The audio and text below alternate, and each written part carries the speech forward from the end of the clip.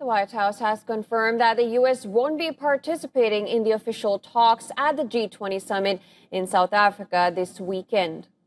Well, U.S. Press Secretary has expressed disappointment with South African President Cyril Ramaphosa's comments, saying that the U.S. does not appreciate this language.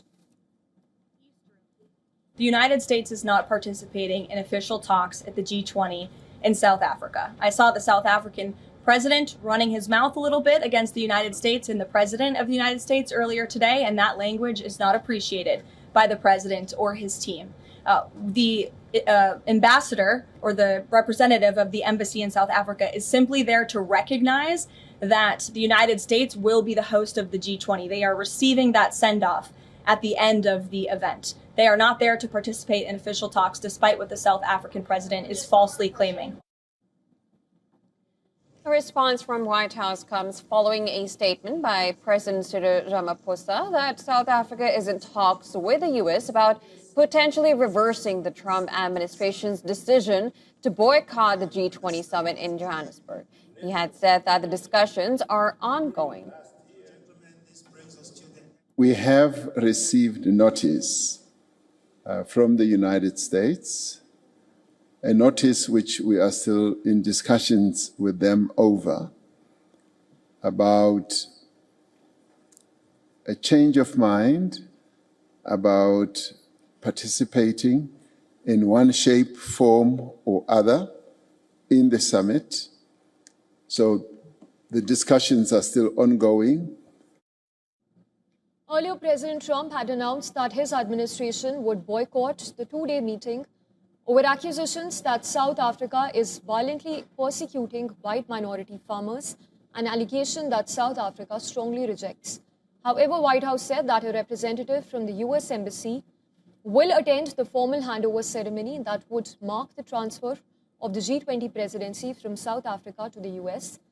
However, following the White House denial of Ramaphosa's statement, South Africa's president's spokesman wrote on social media that the president would not hand over the G20 presidency to an acting U.S. ambassador. Furthermore, Prime Minister Narendra Modi has departed for Johannesburg for a two-day state visit, during which he will be attending the G20 summit. According to India's Ministry of External Affairs, PM Modi will put forth India's perspectives on the G20 agenda and is expected to speak in all three sessions of the summit. Take leave, and thereafter the meeting will proceed in a closed session, which was constructed. Now, world leaders have started arriving in South Africa for the summit. Among those who arrived on Thursday were Chinese Premier Li Jiang and his delegation and Malaysia's Prime Minister Anwar Ibrahim. G20 Summit is set to kick off in Johannesburg on November 22nd and the 23rd, which would mark a historic first for the African continent. Hosted under the theme Solidarity, Equality, Sustainability, the event will tackle pressing global issues like climate change, debt relief, energy transition, and even AI governance. In other developments, South Africa and the EU signed a landmark deal on critical minerals, vowing to defend multilateralism ahead of the G20 summit. The partnership, hailed as unprecedented by President Cyril Ramaphosa, aims to boost South Africa's mineral processing and value addition capabilities. And for the latest updates on the G20 summit, we earlier spoke to our correspondent, Kalden Ongmu from Johannesburg. South African President Cyril Ramaphosa announced that they had received notice from the United States with regards to participation in the G20 Leaders Summit, and he said discussions are ongoing. Despite the announcement coming at the 11th hour, Ramaphosa welcomed the decision, adding that it was a positive sign and that boycott politics do not work.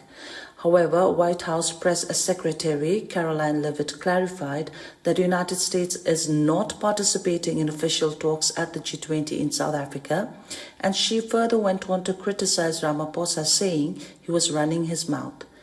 The letter that was sent from the American Embassy to South Africa's Department of International Relations and Cooperation stated that the U.S. delegations attending the summit will be led by U.S. Chargé d'Affaires in Pretoria, and they will participate in G20 presidency handover ceremony as part of the closing session on November 23rd.